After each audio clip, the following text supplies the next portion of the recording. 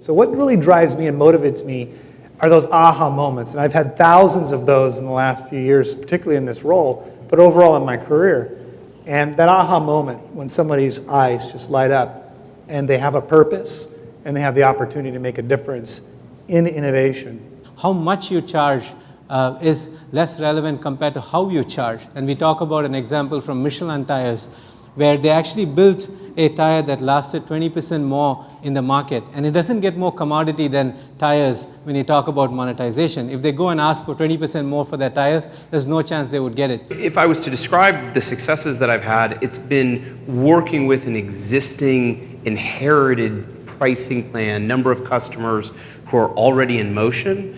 And when I can make a transition from what I inherited to something that actually gives me higher LTV, however I want to define kind of the revenue side, with increasing unit growth. Because a culture that's not focused on innovating and improving for the benefit of the customer. What made the airline industry look intelligently brilliant when it came to pricing, on how to actually price this unbelievably expensive R&D and innovation that was semiconductors, and being able to have the vocabulary and really follow some of the recipes that Simon-Kucher brought to Silicon Valley. In any company, whether it's small or large, failure becomes the biggest concern the bigger you get. There's a lot of anxiety around that initial launch price and how do you get that right. But if you don't think about aligning price to value and pricing not only for now but where your company is headed. You should ideally follow Steve Jobs' advice and start product design and innovation with the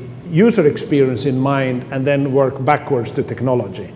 So the challenge we had was hiring Simon-Kucher and asking them to come in and put together an entire model on how can we put together our value chain for the multiple markets and how we could overlay some upselling. So we came up with some tiered pricing. And I tell you what, to this day, it's still working. And so this book, when you think about innovation and monetizing, it sounds so simple.